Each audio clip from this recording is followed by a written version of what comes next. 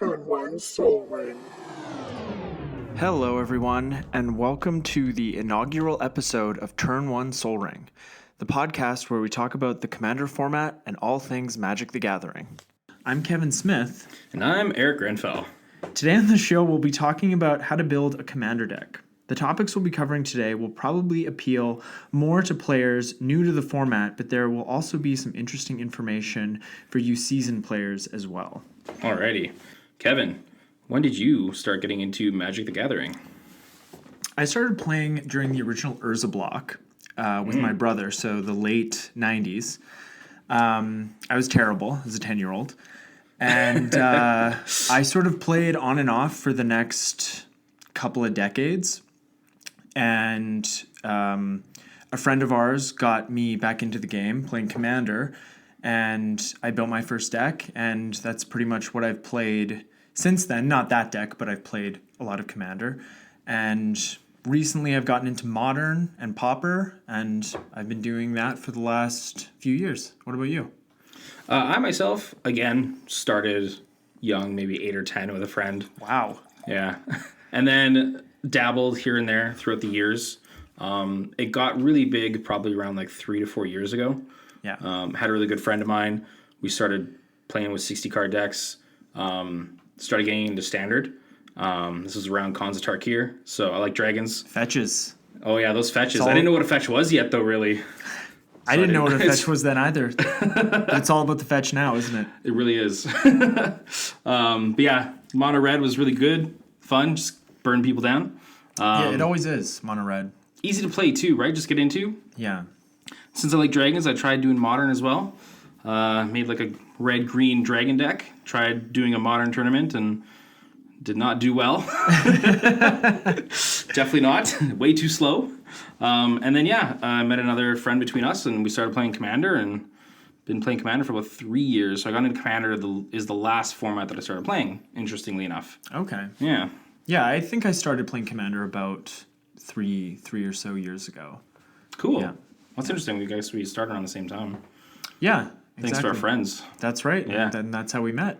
They were like, instead of these 60 card decks where you have to get like 4 of each card, you're spending however much money on, like a Tarmogoyf or whatever is big now. Oh, yeah. You just need 1 of each card for Commander. So That's right. could be cheaper. And instead of playing a deck that has tons of consistency and reliability, you're going to play this deck that's got a lot less of that. Oh, yeah. Sounds fun, right? Who knows what happens in all these other games? So we're talking about deck building today.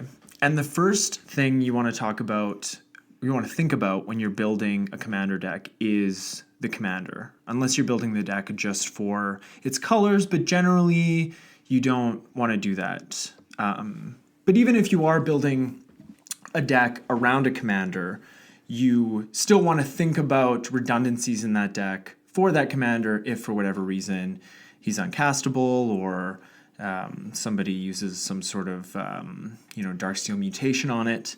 But before we get too bogged down in everything that I'm saying, if you're a new player and you have no idea what I'm talking about, how many cards are in this Commander deck that I have to make? Right. So there's 99 cards in the deck, and you cannot have any. It's a singleton format. There we go. So unless you have. Unless you're running basic lands, those are the only cards that you can have more than 1 of. Otherwise, it's all just single cards. Single cards in the deck. Yeah. And your Commander, when you're playing, is not technically in the deck. The Commander is in the command zone, which is it's an exiled zone. Very special own Commander zone. Yeah. And if your Commander would change zones, if your Commander's on the battlefield and they would be put into the graveyard or they would be tucked into your deck or they would be exiled, you can choose to put the Commander back in the command zone. But each time you want to recast the Commander from the command zone, it costs 2 additional colorless mana, which is what we refer to as the Commander tax. Right. Right. So I guess when choosing a Commander, I really like certain colors, but also all these Commanders, being the cards that they are, have different abilities as well, which kind of is something else you can go by for choosing the type of card that you'd like to start with. Yeah, choosing a mechanic or choosing an ability that the commander possesses and building a deck around that is something you want to think about. The other thing about the commander that you're choosing, it does have to be a legendary creature. Minus, there are a few other cards out there that say they can be your commander, but most of the time it has to be a legendary creature. Yeah, there's 9 planeswalkers that say that they can be your commander. They're Yes, I the think there's Commander the 9. 2014 can And be your then- commander, and then Commander 2018, Which we just had, yeah. which we just had. Yeah, Yeah. which were only 4. They used to do 5.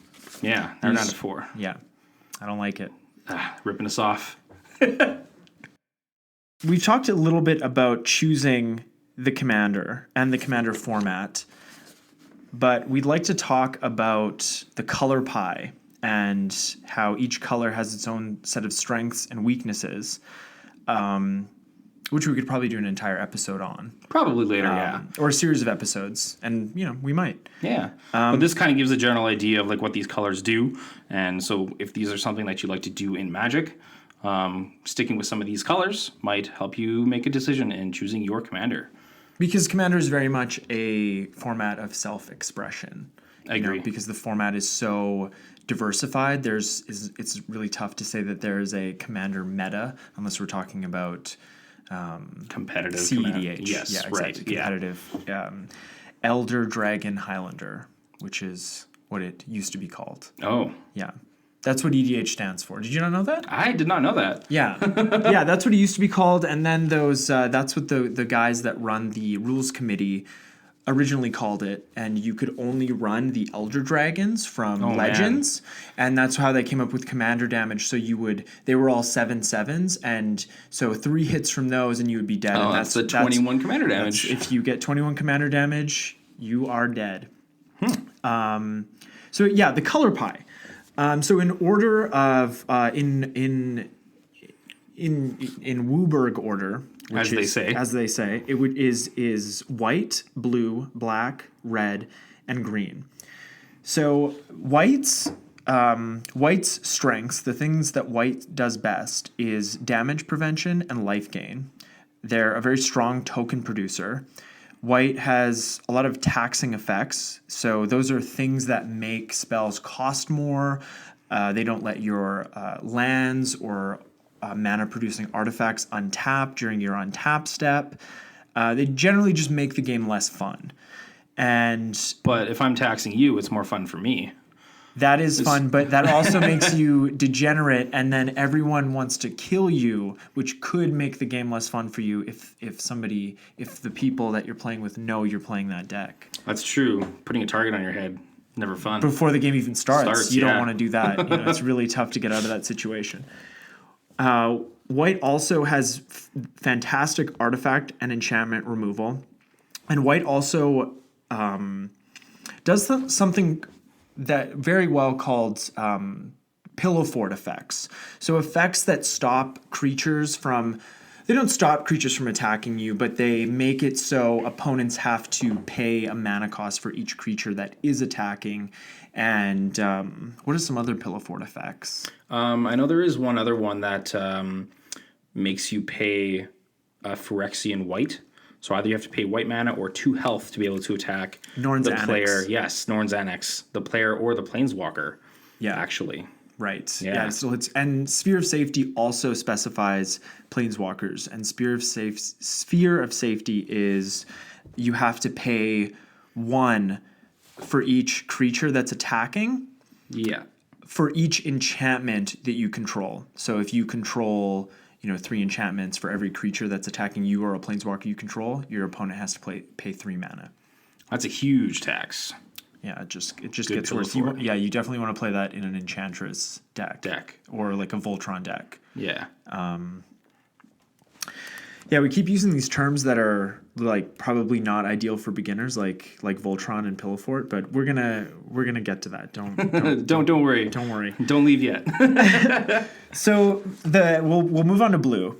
Blue's the thing that blue is best at is card draw, counter magic, cloning effects. So cloning effects are the original card clone, which is 3 in a blue, and you can target a creature, and when clone comes into play, that clone becomes a copy of whatever creature it targets. Actually, I'm not sure if clone does target. No, it doesn't target. It comes in as a copy of any creature on the battlefield. So technically, it doesn't target something. You just choose something, and it comes in as that. That's why cloning effects are so good, because it gets around shroud and hexproof. Yeah, effects. when something cannot be targeted, if you do have clone when it comes in, it doesn't have to target. So it does get around that little thing there, so you can still make a copy of a big hexproof creature if you really want to. Ideally with an activated ability. Probably. That isn't affected by summoning sickness. Yes. So blue's also really good at bounce effects. So, blue's not the best at destroying permanents, but it can definitely put permanents back in players' hands, which can be a huge tempo loss. Right? Oh, yeah. The card Cyclonic Rift is sort of the boogeyman of our format, which is 1 and a blue, and you can return target non-land permanent to its owner's hand. But if you pay 6 and a blue, you can return all non-land permanents to their owner's hands, which is the overload cost. So that's just like usually a card that you cast and you're going to win next turn. Usually, but because they don't have the board wipes there, it is a way you can just kind of get rid of everything as well. But usually when you play that card, you want to be in the winning position. Yeah. Or like Evacuation is another great card that really doesn't see enough play. And it's an instant. It's 3 and 2 blue for return all creatures to their owner's hands. Just a fantastic card. You play that on your opponent's upkeep or on your opponent's end step, and then it's your turn next, and you can just rebuild first. Blue also can steal a lot of things. That sounds fun. Yeah. If you have something big out there, I can just kind of pay some mana and take it, right? Yeah, a lot less mana usually than what that big creature cost, for sure. Some good mana advantage there. So we'll move on to black. Black is really good at creature removal. Life gain in the form of Black can parasitically gain life. So they steal life from opponents and they gain that life, which can be a very great win con. Black can also return a lot of creatures from the graveyard to the battlefield and not just their own graveyard. Black also is probably right up there with blue with card draw, but with that card draw, they have to pay life a lot of the time in conjunction with mana. Yeah, I would agree with that. There is like a lot of cards that do get you some pretty good card draw. There's some missing where like blue really has the just pay X to draw whatever you want. And yeah, but those I feel like those X spells can be underwhelming. Sometimes I'd rather just play like a Harmonize than a Blue Sun Zenith or a Brain Geyser, similar card. I mean, if I have to take a turn off and then I can wait to my opponent's end step and then draw 9 or 10 cards, give me that. Yeah, they are instants. Yes, I'll give you that. No, it's a very good point. Black also has the best tutors in the game. No, full stop. So what's a tutor? Right, tutors. Yeah, that's a bit of a buzzword, isn't it? So a tutor is a card that lets you search your library for a particular card type and put it into your hand or put it on top of your library or put it somewhere that's different than where it was. And black has a few cards that say you can search your library for any card. And when a card says you can search for any card, you don't have to reveal that card, which is very, very powerful. Because a lot of other colors have tutors, but they make you search for a specific card type, and then you have to reveal that card to your opponents, and then they know what you have, and they can play around it. So probably the best tutor in the Commander format is Demonic Tutor, which is 1 and a black.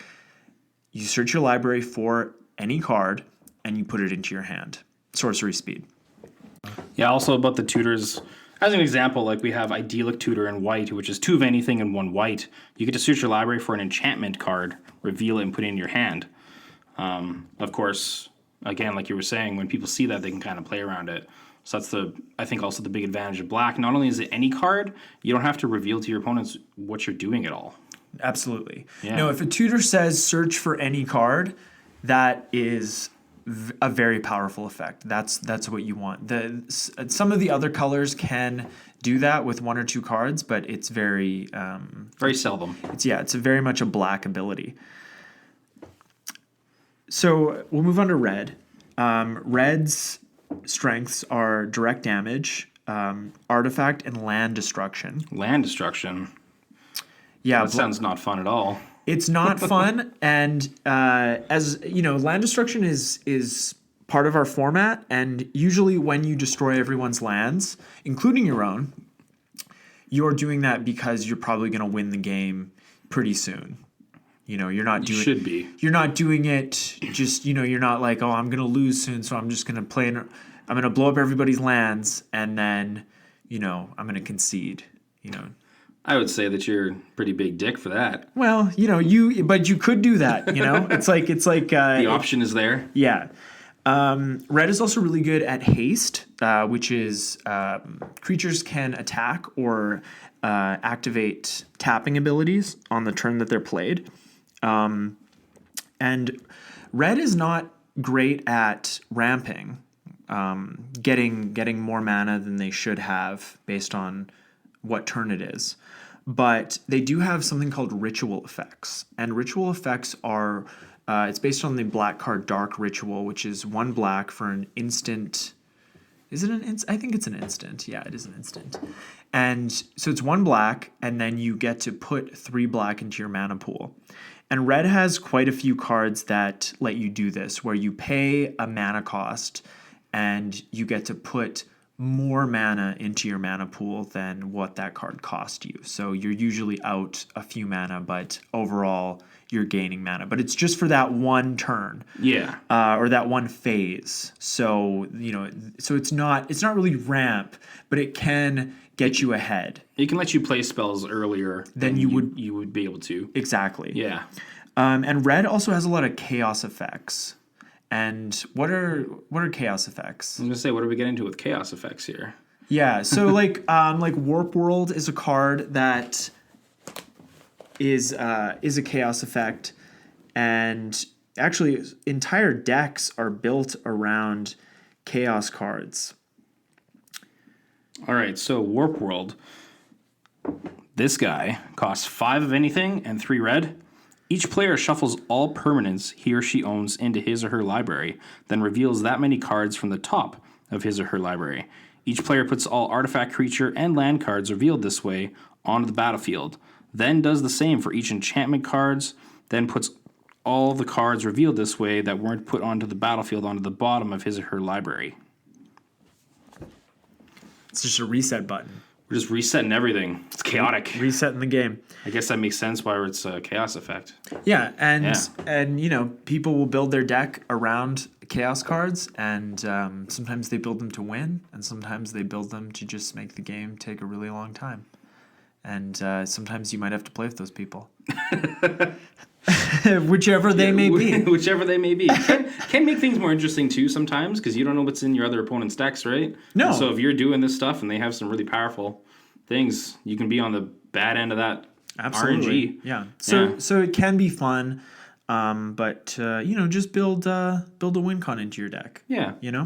I think we also didn't mention that white also is very, very good at blowing up creatures as well. Oh, yes. That's white is very good at wrath effects, is what they're called. Board wipes is another word for them. I think they have the most board wipes in Magic. I think so, because that's where the namesake wrath effect of God comes from. Yeah, Wrath of God 2 and 2 white destroy all creatures that can't be regenerated.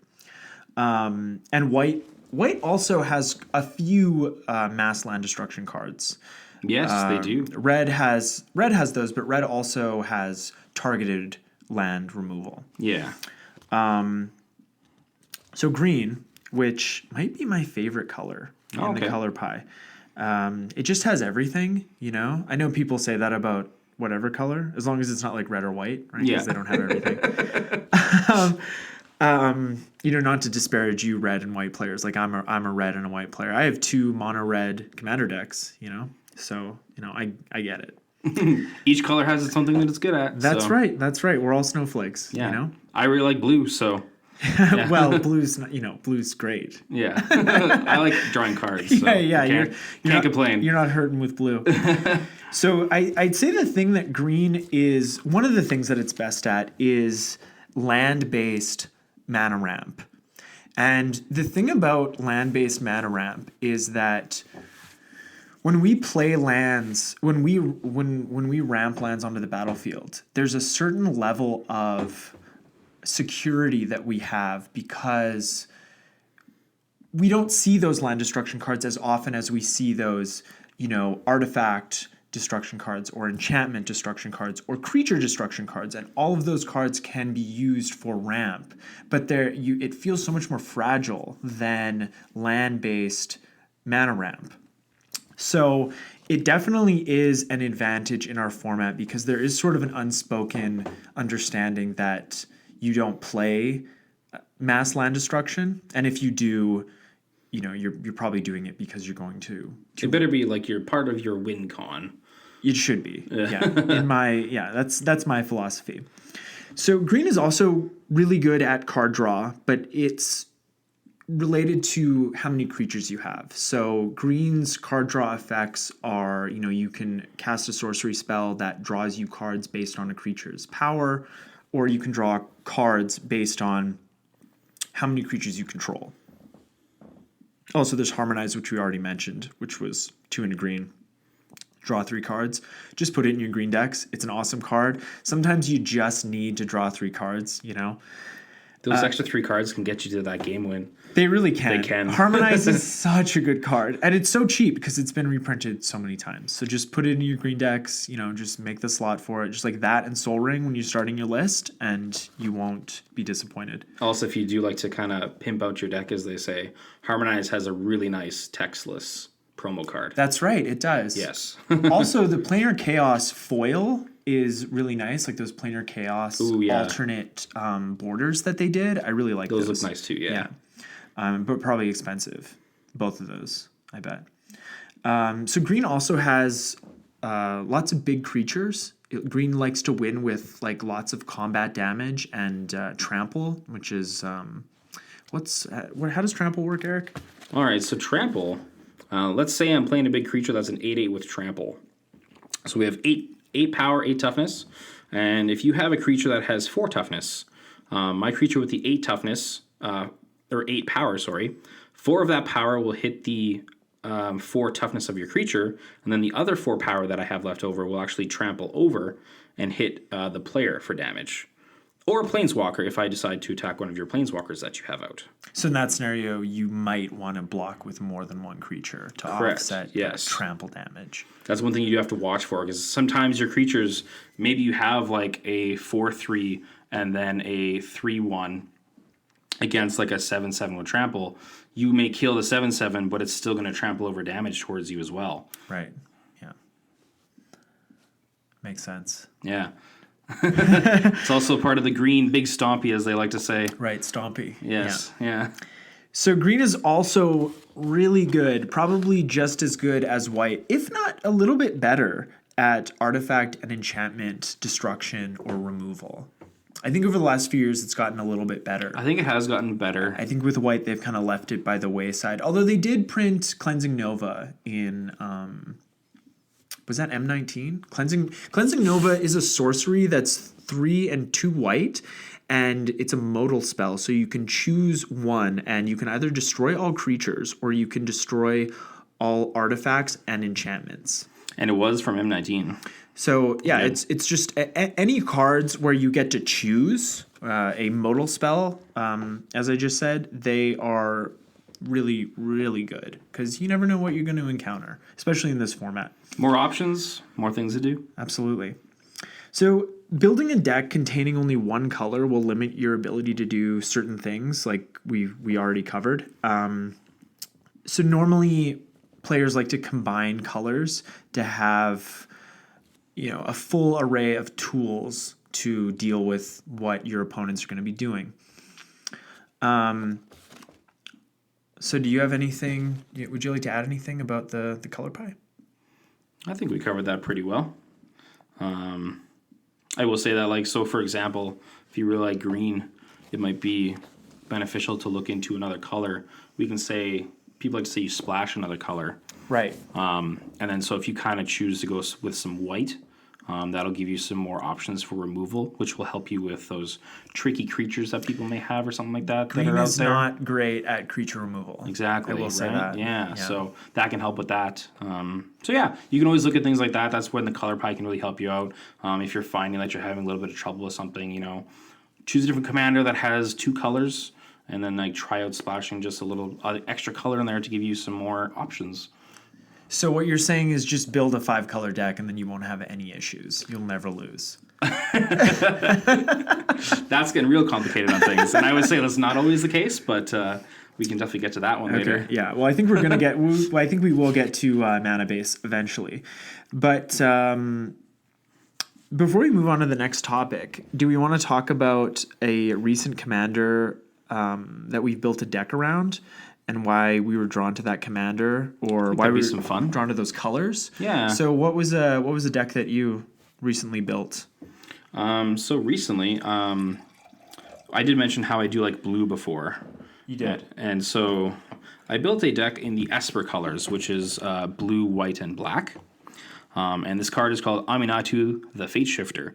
So this is from the new commander set that we got. Love that set, by the way. It was pretty fun. They had a lot of good printings in there, I will say. Not a lot of good reprint equity, but it still was a very fun set. I think the decks had a lot of synergy. Yeah, they're doing really good with these new commander decks. I'm really liking the stuff here. They are.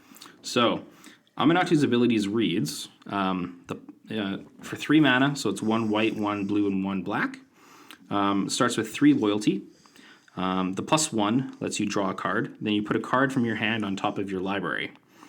This is kind of like a weird little ability. It's like a tiny brainstorm. Yeah, it's like a fate seal effect almost, but you can't put it on the bottom. Yeah, kind of like that. It's just yourself. Like swat. It's a very it's an interesting ability. It sort of harkens back to like a brainstorm effect. Yeah, exactly. And then the ability that drew me to this card is the -1. We can exile another target permanent you own, then return it to the battlefield under your control. Enter the battlefield effects. Yes, or ETB, as we'll probably say a little bit. And so how this works is basically the -1. If you have a card that has an ETB effect, so when it enters the battlefield, say Cloud Blazer, it is a 1 white, 1 blue, and 3 of anything. And when it enters the battlefield, you gain 2 life and draw 2 cards. And if you have Aminatu out there, you can blink it right away and get another 2 life and 2 cards. Seems like some pretty good value. Can Aminatu blink herself, or is it other permanent? Other permanents. So she cannot blink herself. And it's permanent. Listeners, if a card says permanent, like that's what you want. If it's specific about a card type, it's limiting. But permanent, if you can hit lands, that's very good. Like, because you could hit a land that produces multiple mana that's already been tapped. It comes back untapped. You get a bunch more mana. Yeah, you can do stuff like that. And then again, because it says permanents, we're not locked to anything. We can do artifacts if we have some cool stuff there, even enchantments. So more options, basically. And then I will just read the -6 as well. Choose left or right. Each player gains control of all non-land permanents other than Aminatu the Fate Shifter, controlled by the next player of the chosen direction. That's a fun ability. It can be pretty fun. It can be pretty... It's not red, but it feels kind of chaotic. It's very chaotic, but you do get to choose, right? Like in red, you get to see the board state. In red, it would just be like, I'm going to play this card, and we're going to flip coins, and we're going to just trade based on those coin flips. This is like, because I think we saw that happen in one game that we played, where it did shift, and I can't remember if the Aminatu player ended up winning that game. They did win. They did off end that up ultimate, winning? Yeah. Well, good for him. So anyways, with the Esper colors, decided to build an Enter the Battlefield deck. So a lot of the creatures in the deck just do things when they enter the battlefield. I have a couple when they enter, as we were saying by permanents before, it'll enter and exile target permanent. which is pretty good. That is pretty good, especially if you can get a second. Second blink out of it. Exactly. Yeah. Yes. Yeah. So, and then of course, being those colors, white and black have a lot of creature removal. So keeping the board kind of steady to what you want to have on there. And then again, blue card draw, please. Card draw and counter magic. Counter magic. I do like my counters. Me too. Yeah. No, I love blue. You're not going to get any argument from me. Yeah. I'm not one of those like I don't like blue players. Totally. You know, I get it. I get it. Yeah. So let's touch base on that little commander there. So, do you have any ways in the deck to add counters to Aminato? I do not actually. So it's just like +1, -1. Yeah, just but kind of make it work. there are other cards that can blink Aminato. Okay, so she comes back, and you can use if you blink a planeswalker. When a card comes, if you blink any card, it comes back as a different permanent. So any ability that it had, like a planeswalker ability, you can activate an additional time that turn because it essentially is the first time you're doing it that turn because it's a new permanent. Yeah, it is totally correct. So you can do some fun things there. And with a planeswalker commander, if you do a board wipe for creatures or really any other permanent that isn't planeswalkers, you get to keep your commander, which is definitely a bonus. Yeah, I think there's only really one board wipe out there that hits planeswalkers and creatures. That is Star of Extinction. Oh, Star of Extinction, that's another one. That deals damage. Yeah, So that does. hit It does 20. planeswalkers. Star of Extinction is 5. It's a great card, and I'm sure we're gonna see a lot more of it with War of the Spark coming out soon. Oh, for sure. It's 5 and 2 red for a sorcery, and I think Star of Extinction does 20 damage to all creatures and all planeswalkers. You are correct. So if you had that like in a Firesong and Sunspeaker deck, you'd be gaining quite a bit of life. Yeah. But there is also the black board wipe in Garrick's Wake. Right, the one-sided board. I love one-sided board wipes. Good card, yeah.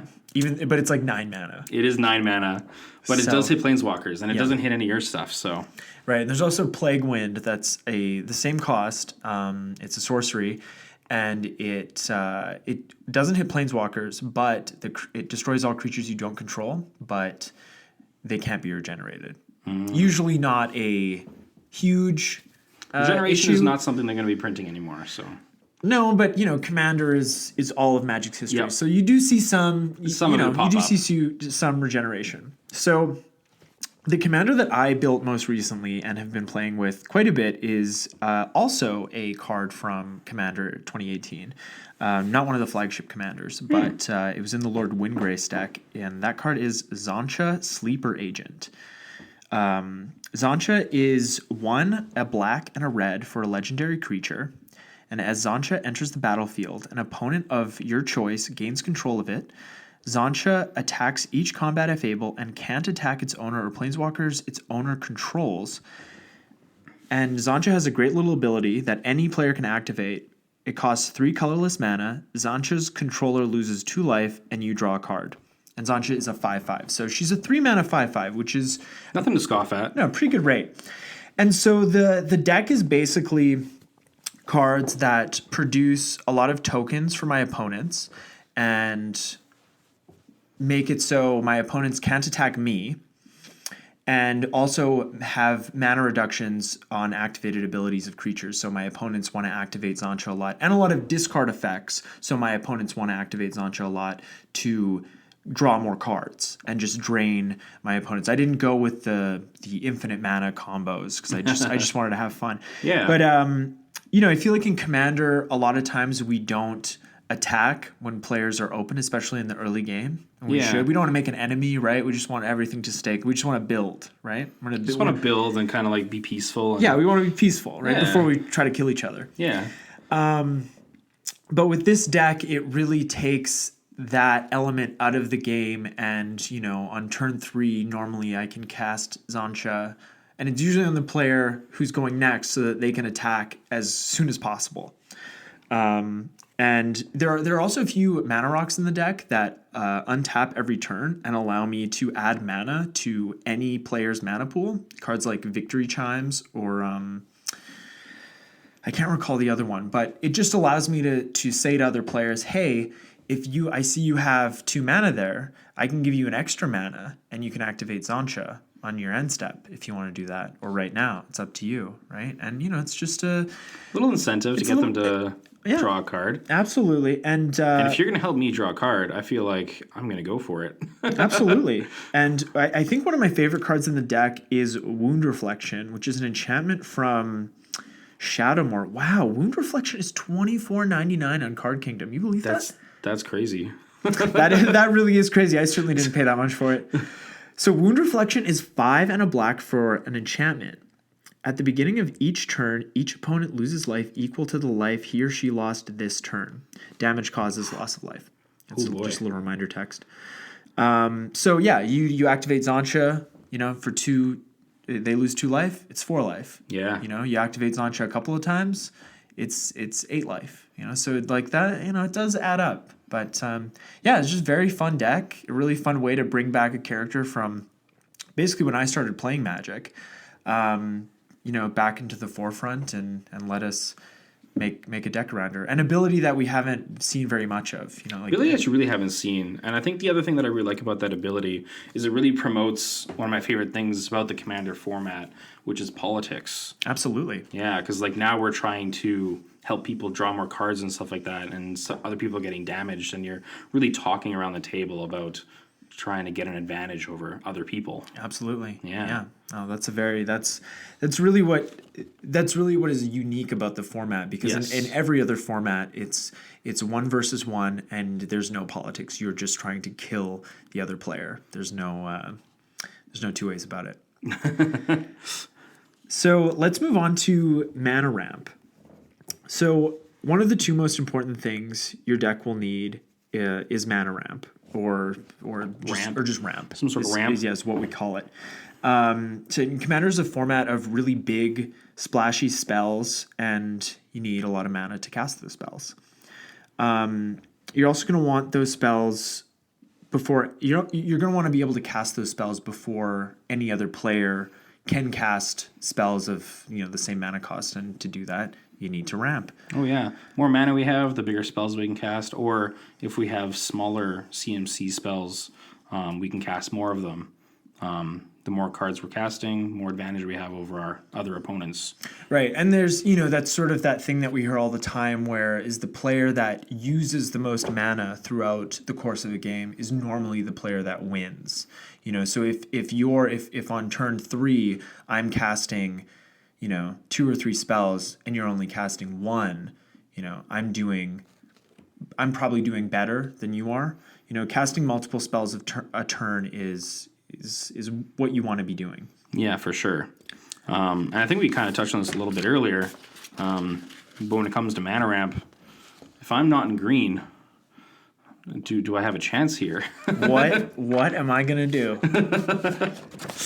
What are the other ways that we're actually kind of able to ramp in the game of Magic?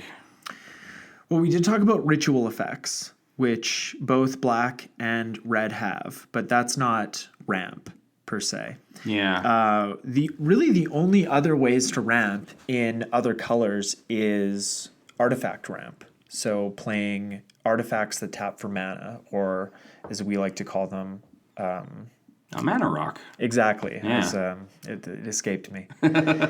So we always have it's pretty much in every Commander deck. Soul Ring costs you 1 of anything. I think I've heard of Soul Ring. Yeah, you think so? From that 1 of anything you're paying, you get to tap it for 2 mana of colorless. So that's pretty broken. Yeah. Wow. How can you not want to play that card? We should actually talk about that. Maybe decks that we don't play Soul Ring in. Do you have any decks that you don't play Soul Ring in? At the moment, I don't think so. Okay, we won't get too into it, but I have some decks, and because Aminato, she doesn't have. There's no advantage for her to play Soul Ring on turn 1 or 2, because that's not going to help you cast her early, right? Depending what you're wanting to do, yeah. Of course, yeah. You don't want to play a Planeswalker commander without a way to protect themselves, and she can't protect herself on her own. So that makes perfect sense, actually. So, yeah, if you're not playing green, you can, run a bunch of mana rocks. Yeah. On top of like Soul Ring, as an example for Mana Rock, there are a cycle of cards called the Signets. Right. And these cards, on top of tapping for additional mana, they tap for colored mana. So every single guild kind of has their own signet. Yeah, every color pair. Color pair. So out of the 5 colors in Magic, there are 10 color pairs. Yeah. And yeah, the signets they're 2 mana, and then you can pay a colorless mana, and that signet will tap for 2 of that color pair. So, like a Selesnya signet will tap for, you pay 1 and it'll tap for green and white. Yeah. So on top of actually ramping you, you do get your color fixing in there as well. Actually, one card that I really do like, and it's not a mana rock, but it is an artifact, and it does give you land-based ramp that you can run if you're not running green, which is Wayfarer's Bauble. It's 1 mana for an artifact that you can pay 1 to tap, sacrifice, and search your library for a basic land card and put that land onto the battlefield tapped. Sounds like pretty good. Yeah, it is. It's very good as long as if you're not running green. It's one way to get some more lands out of your deck. And there are also other couple of artifacts out there. Like I do like the other one, Burnished Heart. It is a little more mana intensive. Oh, I love Burnished Heart. Burnished Heart's another good one though. It costs you 3 mana. You get a 2/2 Elk on the battlefield, which is an artifact creature. But then you can pay 3 at any time and sack it, and you can get 2 basic land cards from your deck, and you put them onto the battlefield tapped.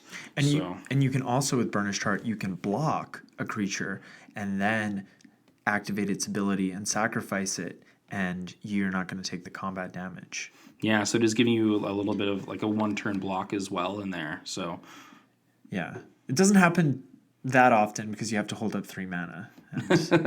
Usually in the early game, you're not really holding up that mana. No, you're just trying to build. Yes. Yeah. So yeah, those are kind of the flagship mana rocks of the format. There's cards like Thran Dynamo, which is like 4 mana for a artifact that taps for 3 colorless, or there's Gilded Lotus, which is 5 mana for an artifact that taps for 3 colors of your choice. Like they all have to be the same color. Yeah. All 3 mana. That's another good one there that I like a lot. And that just got reprinted in Dominaria. The yeah. price is get it now because the price is ticking back up again, especially those foils. People like that new art, definitely. So. I actually prefer the old art, like the original Mirrodin foil. I got one of those. Yeah, you got one of those. Yeah, it's just a beautiful card. The foils from Mirrodin, Fifth Dawn, and Darksteel are just like they're gorgeous, so shiny. That shine that they give. Yeah. Well, apparently they had the artifacts in that set, even the non-foil ones, they were so light that they had to sort of dull them a little bit because people complained that they were too similar in color to the white cards. Oh. And that was actually the first set that they changed the border from like the old border, like I think it was like the Scourge block. Yeah. After that, they went to Mirrodin and they changed the borders in like 8th edition. So that's why they're so bright and shiny. Interesting. Okay, so let's move on to card draw. So something that I like. Yeah, who doesn't like card draw? Come on, it's what you want. So the 2 most important things when you're building your commander deck are card draw and mana ramp, like we already talked about.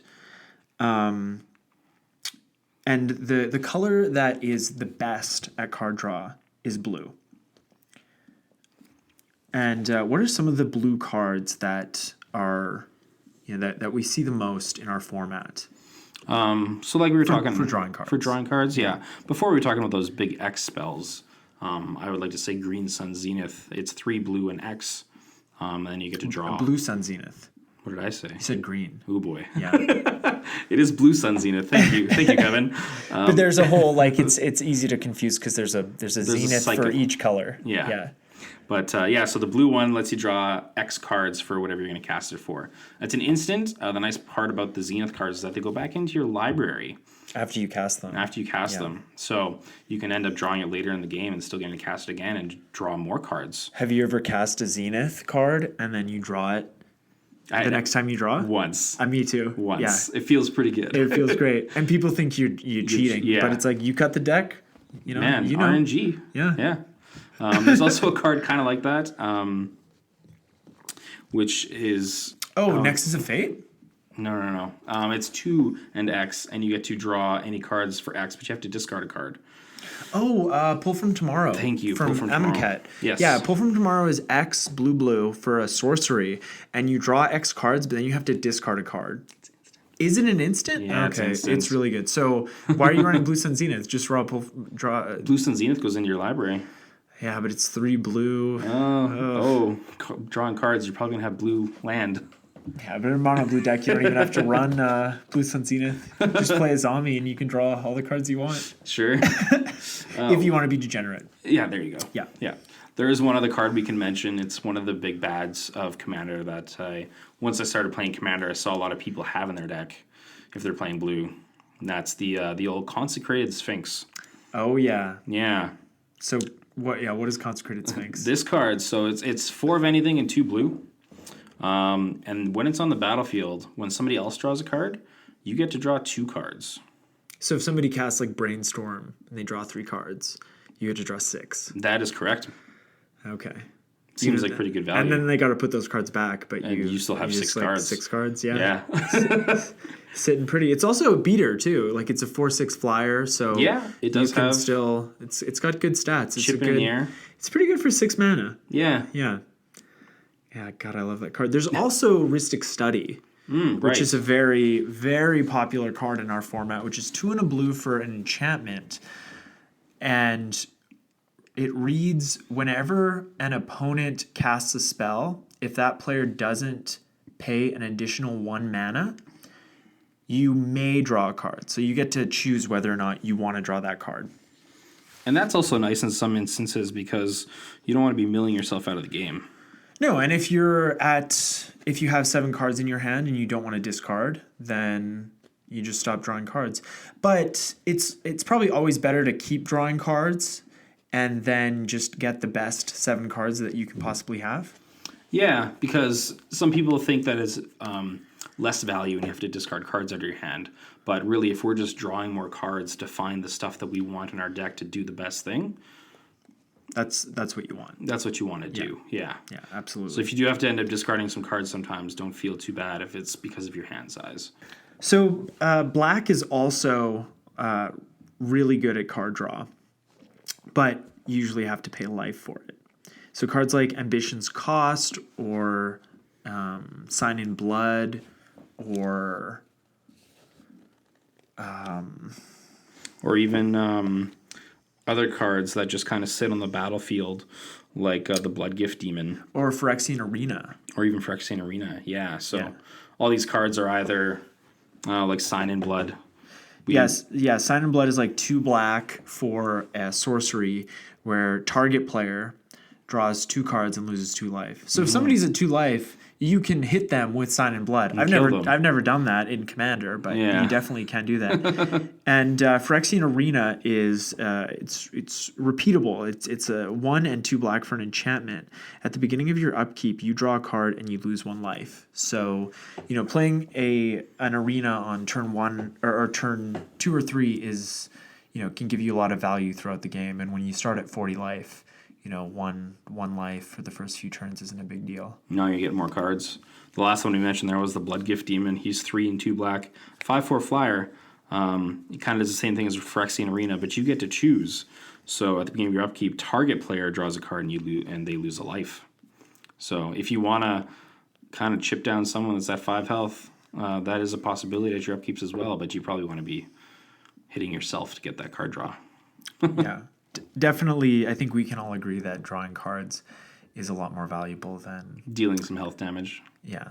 Losing some life. Like life is cheap. Life is a resource. It is, just like everything else. And when you can pay life to get cards or mana, you want to be doing that. Do that. Because that life's not doing anything else for you.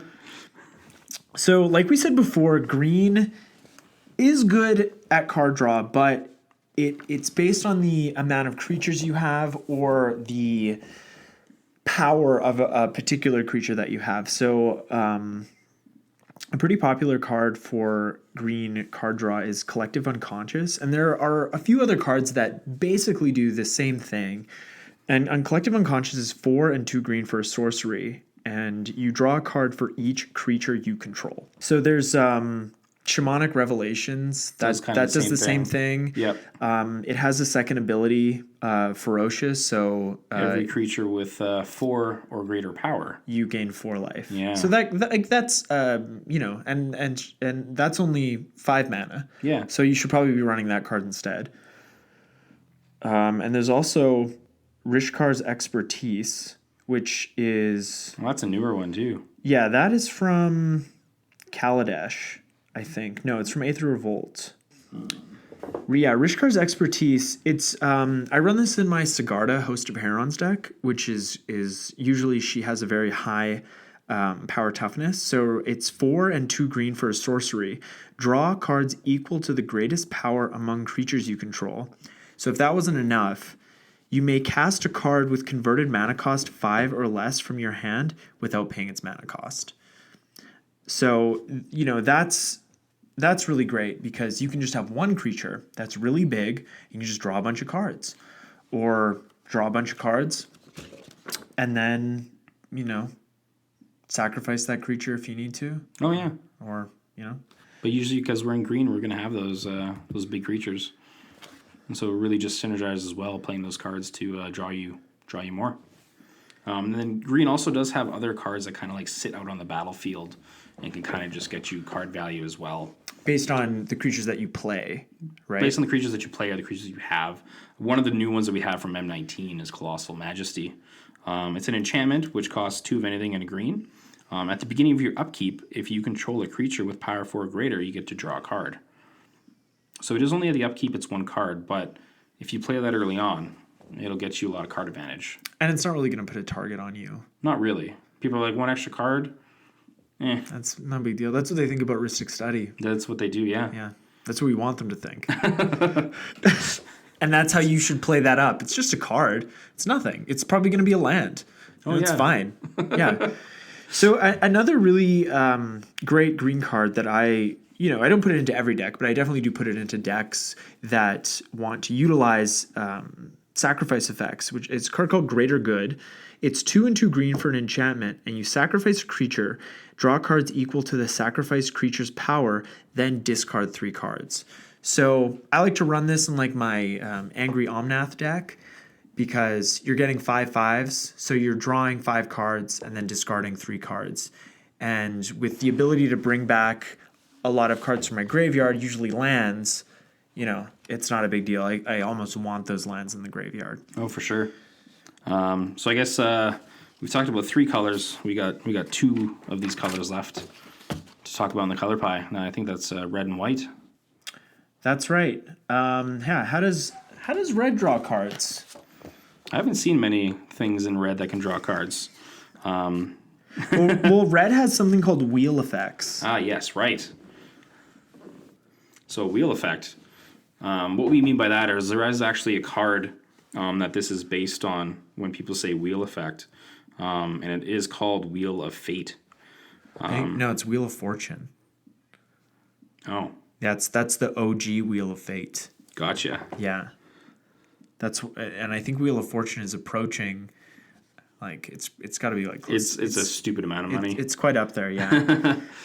But anyways, that card reads basically all players discard their hand and draw 7 and then cards. draw 7 cards. So, and you'll see that card, that ability kind of pop up a lot with red is you'll be discarding cards to draw more cards. Yeah. One card that's kind of very popular right now in what's the modern format is Faithless Looting. It's a card that just costs 1 red. You draw 2 cards and then you discard 2 cards.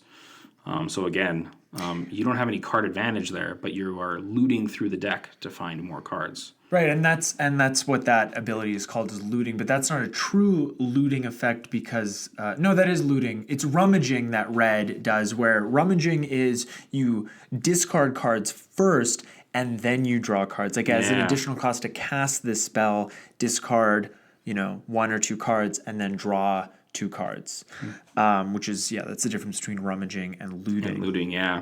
Over the last few years, red has gotten a lot of support in the form of impulsive draw.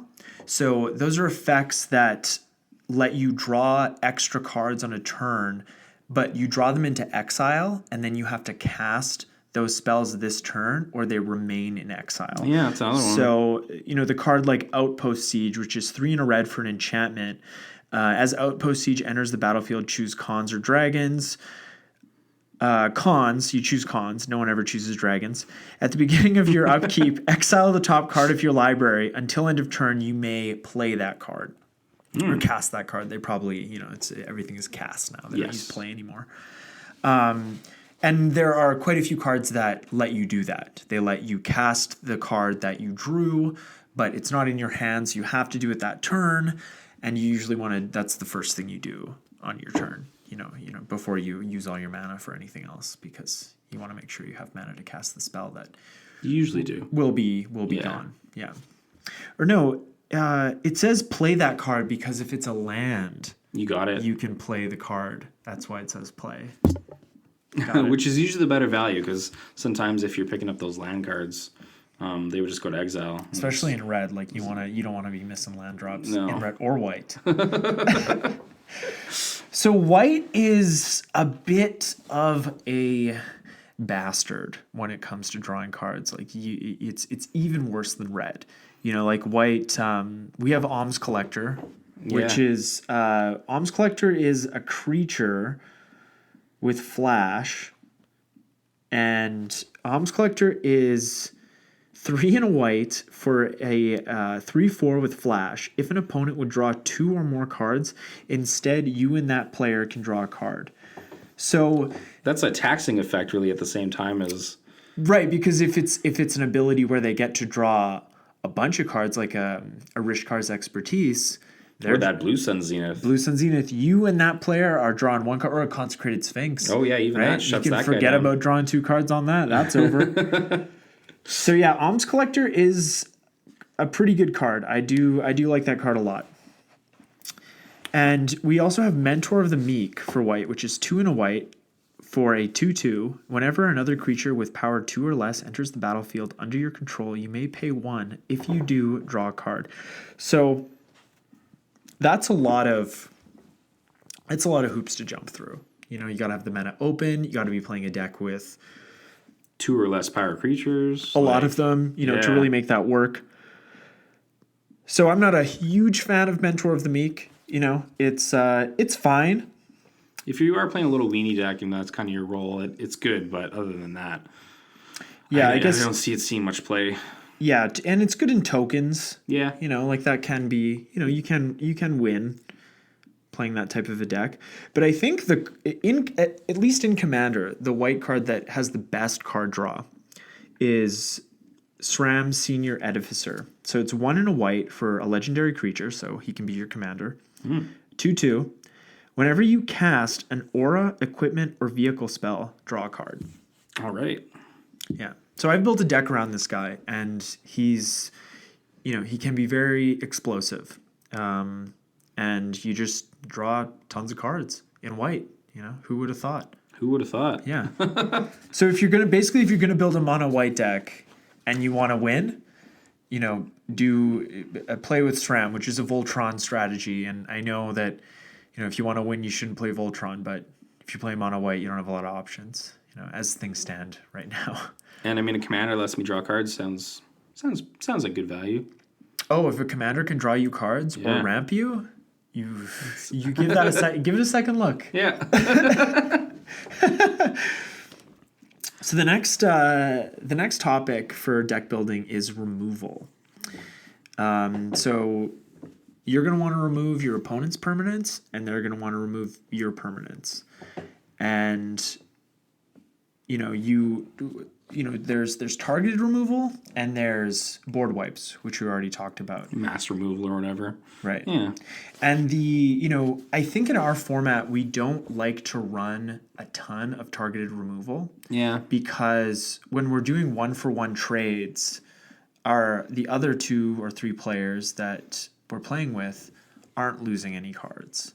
That's a really good point. So that is putting us at a distinct disadvantage. Yeah, it's like I could be removing a problem that everybody sees, but then it's obviously like the other 2 players that didn't do anything. They didn't play the card that's getting removed or is playing the removal card. They're kind of at a bigger advantage than the other 2 players. Absolutely. Yeah. So in that scenario, you want, if you can, you want to play the politics game, right? If you can convince one of those other players to spend their removal spell on that problem permanent, if it's more of a problem for them, or you can convince them that it is or it's going to be, then you're winning because they spent a spell and you still have your removal spell. Yeah, so you are technically ahead.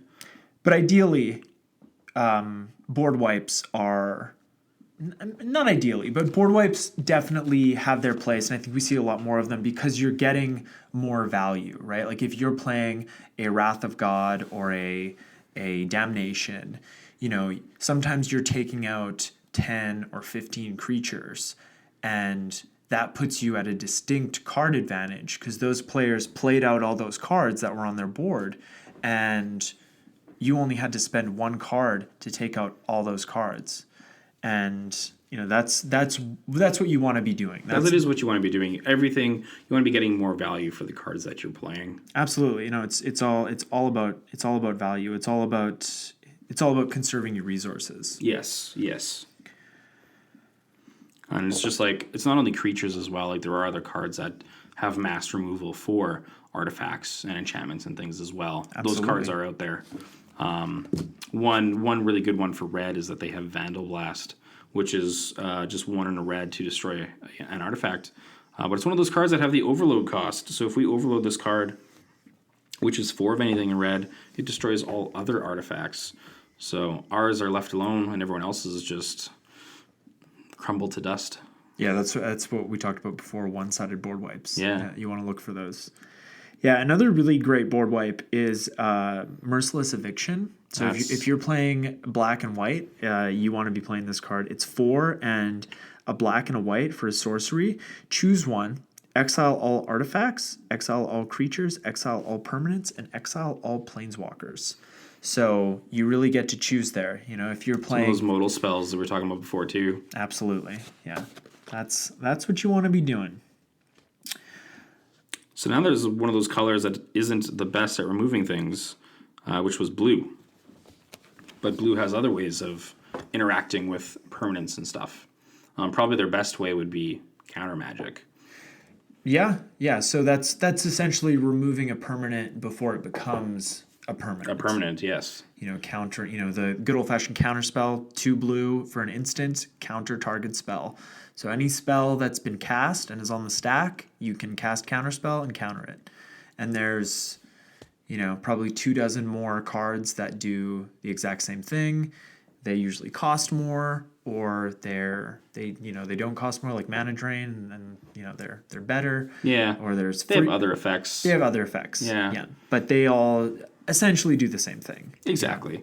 The nice part about the counterspell over other targeted removal is that yes, you do have to make the decision of removing it on the stack, but it's also someone else is casting a problem instant or sorcery card.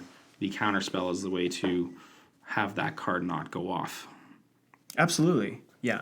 If you're trying to cast your Merciless Eviction and I like my board, I can counter your Merciless Eviction with my That's right. counterspell. If you need your board to win, right? Yeah. I think that a lot of, especially newer players, will pull the trigger on counterspells because they have a counterspell. Yes. And I think we should think about counterspells more as a way of out of a bad situation, or a way to ensure our victory. Yeah. Right? Like if I have a board state and I just need one more upkeep, that's all I need and I can win. I need one more untap step and I can win this game. But if somebody plays a Wrath of God or a Merciless Eviction, I don't know if I'm going to win this game. I'm going to be starting over, and that's not fun. So you save that counterspell for Those moments, for sure. Or yeah, if somebody counters your spell that is going to win you the game, you just counter that, and then it's all good. Good old counterspell battle. That's right. Yeah. Yeah. We do see those. We definitely see those.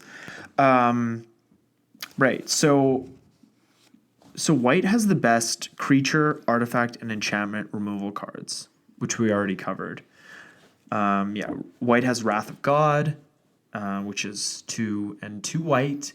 Destroy all creatures, they can't be regenerated. And Fumigate, which is 3 and 2 white. Destroy all creatures, but you gain 1 life for each creature destroyed this way. So a little more upside there for that extra mana that you're paying. Yeah, and Wizards is never going to print another 4 mana board wipe. Like they're all minimum 5 mana now, but they give you a little extra, right? Like we talked about cleansing minus Nova. Kaya's Wrath that we just got. Well, yes, fair. It's 4 mana. You got me on that one. But that's a restrictive mana cost, right? It is. Yes. What does it cost? It's 2 white and 2 black. Yeah, like you got to be pretty set on those colors. But it's the same effect as Fumigate, right? Like you gain a life for each creature that you control. It's not the same as Fumigate. Yes, it's only you control. For artifacts and enchantments, white has Cleansing Nova, and which we talked about already. We did talk about that. I think we've talked about it twice. Maybe you should play that card if you're in white. Just a hint. It's a very good card. But they also have Austere Command, which is, and there's a whole cycle of these command cards. But Austere Command is a fantastic card. So it's 4 and 2 white for a sorcery. Choose 2.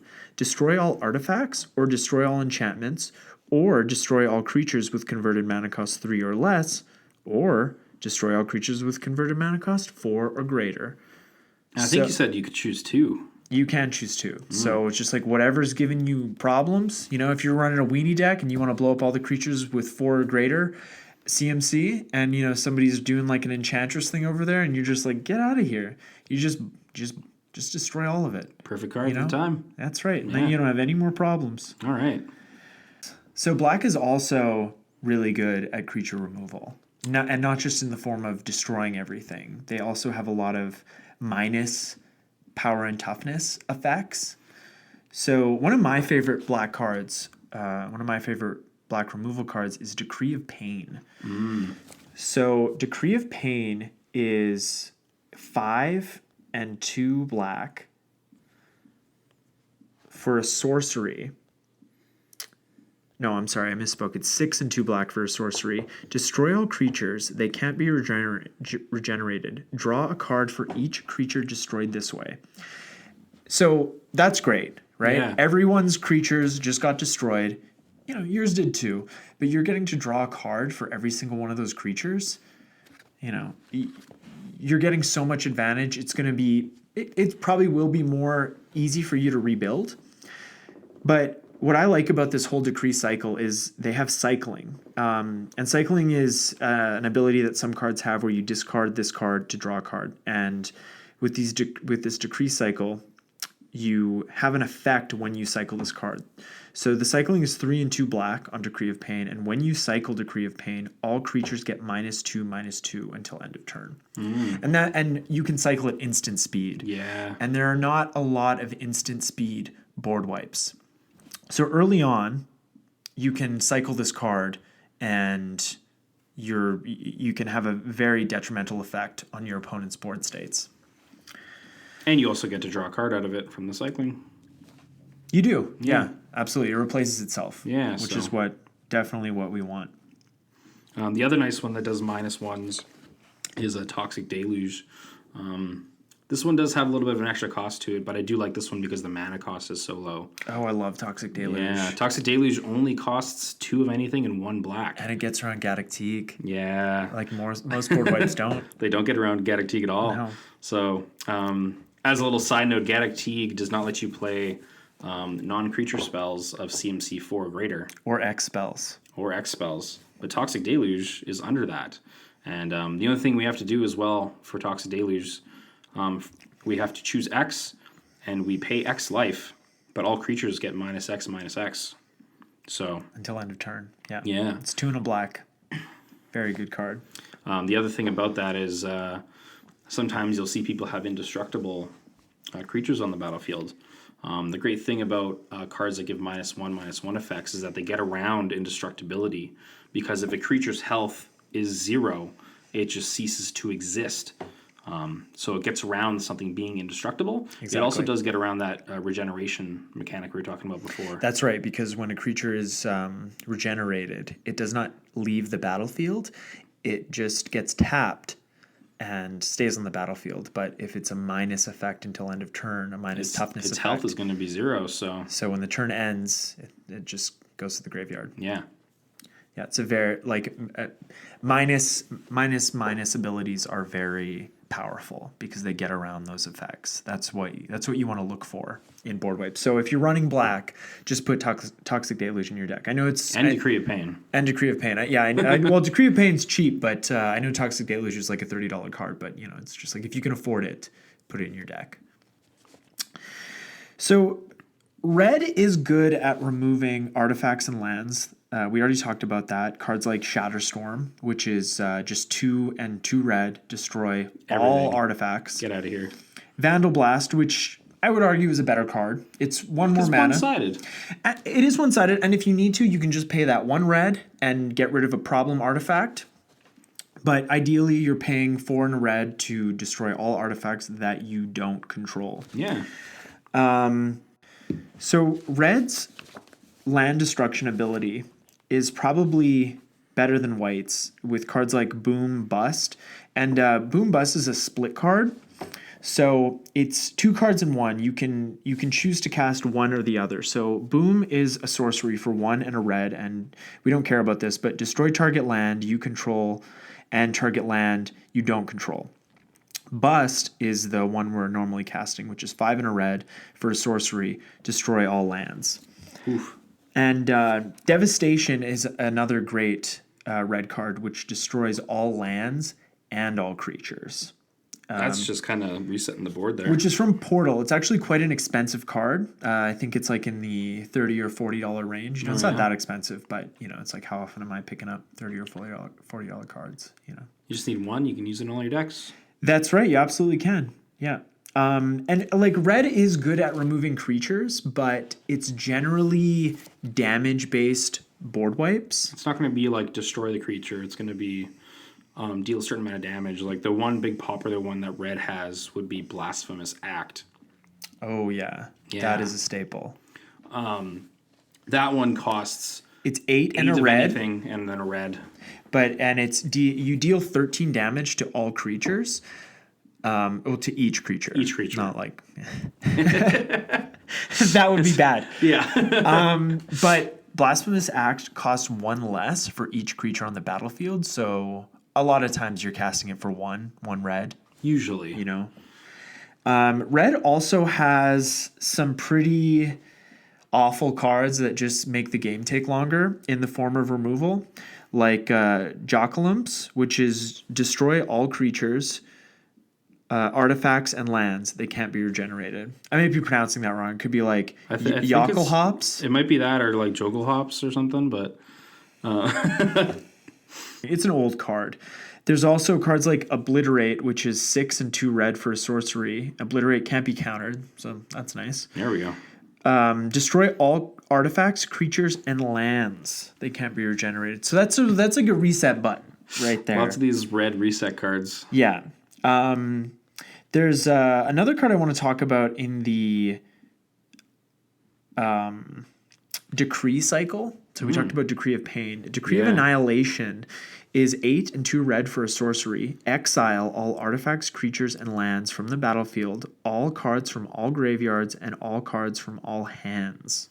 Yikes. That's pretty rough. You still have your library, though. You still have your library, and then it doesn't hit Planeswalkers or enchantments, I heard. No, it doesn't. So put that... World of Spark is coming out. Super Friends are going to get more popular. Put that in your deck if you have red. Yeah. That's a good... I didn't even think about that. Get that Planeswalker army and then just blast away everyone else's stuff. Destroy everything, yeah. But it also has a cycling effect for 5 and 2 red. And when you cycle Decree of Annihilation, destroy all lands. All right. So let's move on and talk about the mana bases in our commander decks. And when we talk about mana base, we're talking about the lands in our decks. We're also talking about the cards that produce mana that aren't lands, but generally we're talking about The lands. The lands. So we want to have the right distribution of colors that our lands can produce so that we can cast the spells that we want to cast. Yeah. And once we have the appropriate amount of lands and the appropriate color distribution, we like to look at utility lands that either synergize with our commander or synergize with the deck that we're building. And utility lands are not necessarily colorless, well, lands that produce colorless mana, but they're generally lands that do something besides just producing mana.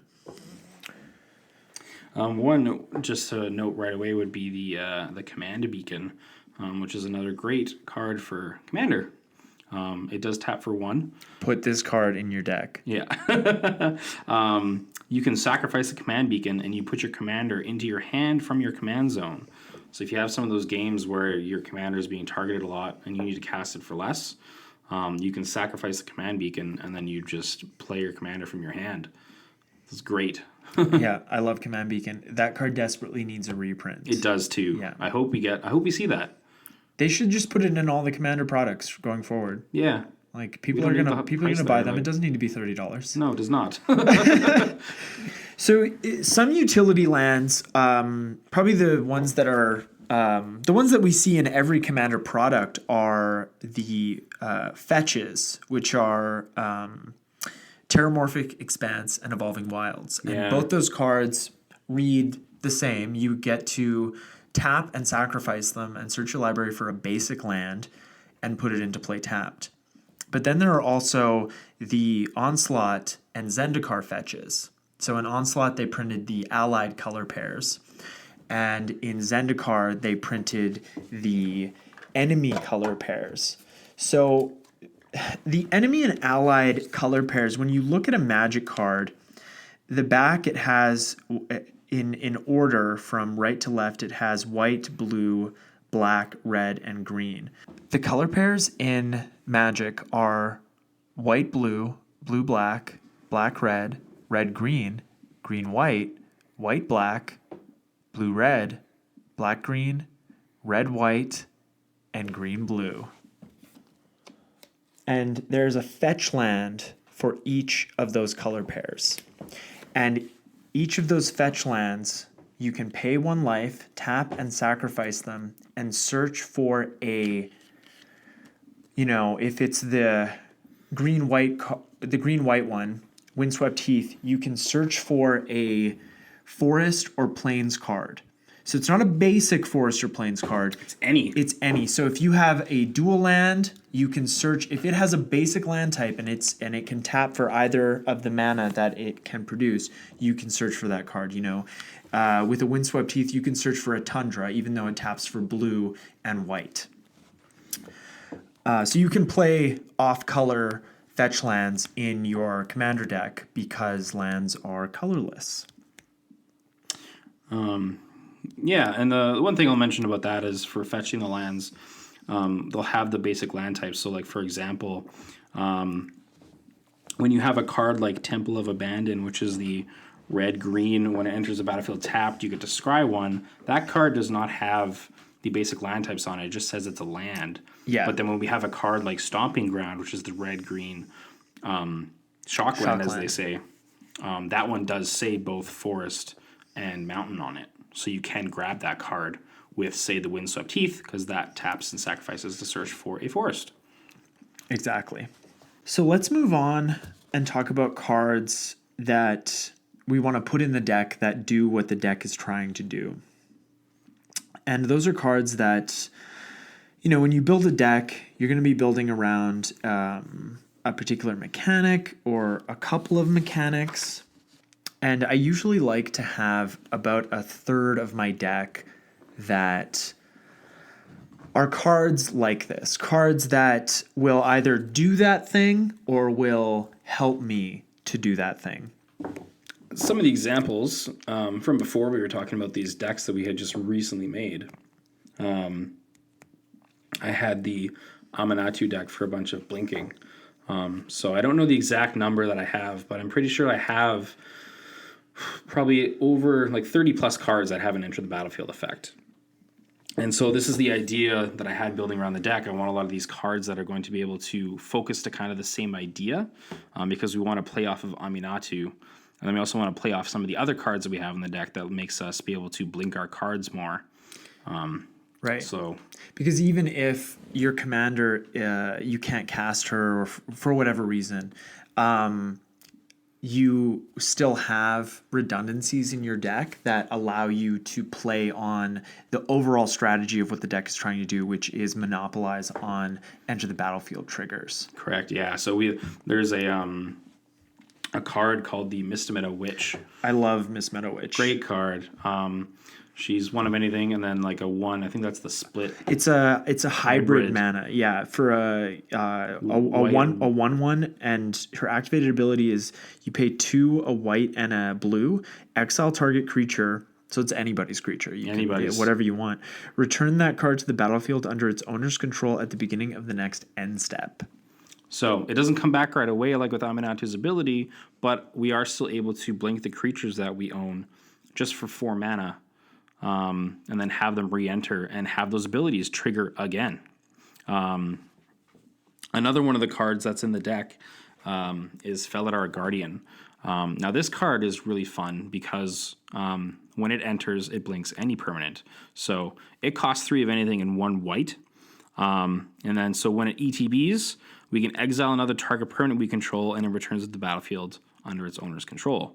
The nice part about this card is that if we do have Aminatou out there, Felidar Guardian can blink the Aminatou so that she comes back as a new permanent, and then you can use the Planeswalker's ability yet again. Is that an infinite combo? That in itself technically is an infinite combo, but it doesn't get you anywhere by itself. Right. Yeah, because we can play the Felidar Guardian to blink Aminatou. She'll come back with -1 to blink the Guardian, who can come back and blink Aminatou again. You can just do that over and over again.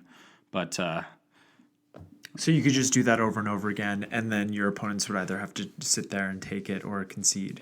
yeah, but you're just blinking your permanents out of the battlefield and back in, so you don't get anything from there. Now, if we have a card that lets us use Aminatou abilities maybe more than once a turn, now we're getting somewhere with something like that. So there's like the card Oath of Teferi, which lets you use each Planeswalker's ability twice in a turn. Yeah. Or I think it reads like you may use it as it hasn't been used yet this turn, technically. Right. And so when Aminatou re-enters, we can use her -1 ability and then use it again as it wasn't used because of the Oath of Teferi. So now that one's an infinite combo that if we do have something else out there, we can just keep using that same ability over and over and over again. So say there's like a big board of things, of creatures, and we have the Felidar Guardian, and we have Aminatou, and we have the Oath of Teferi. We can play a card like from the Gear Hulk cycle that we just had, the Noxious Gear Hulk. And so when this card enters the battlefield, you may destroy another target creature, and if it's destroyed, you gain life equal to its toughness. So now with this combo, we can actually wipe the whole board of all the creatures that we don't want out there and gain a bunch of life. Fun times. Very good. Yeah, I like that a lot. So do we want to talk about anything else related to deck building? I think, Kevin, that we have talked a lot on deck building. Suffice to say. Yeah, this takes me back for sure. Yeah. So, all right, let's wrap up the show. Thank you all so much for listening. On the next episode, we'll be talking about the new set, War of the Spark, doing a set review. So you're going to get to hear about all our favorite cards, all our cards that we think are going to make an impact on the Commander format, and even some standard stuff, right, Eric? Yeah. You like standard. I do like standard, so I'm gonna you gotta throw some stuff in there. You got a couple of spicy picks. If you'd like to get in touch with us and let us know what you like about the show and what you don't like, or any questions you have for us, you can find us on YouTube at Turn One Soul Ring, on Gmail at Turn One Soul Ring the podcast at gmail.com, and on Instagram at Turn One Soul Ring _ the podcast. And you can follow me on Instagram at Command Beacon. It's all one word. What about you, Eric? Do you have anything to plug? Any social media stuff? I don't have any social media stuff to show off at the moment. Oh no. I periodically do giveaways on my Command Beacon Instagram account, and we'll be doing monthly giveaways on our podcast Instagram starting next month. That's going to be June. So we'll probably just start off with some packs, but we might eventually do bundles or supplemental products. So yeah, it's just a fun thing that we like to do. And you can find us on iTunes and GooglePlay and on YouTube, just in audio form right now. And feel free to leave us a review and subscribe. So we just want to thank you all again for listening, and we'll talk to you soon. We'll see you later. Turn one soul ring.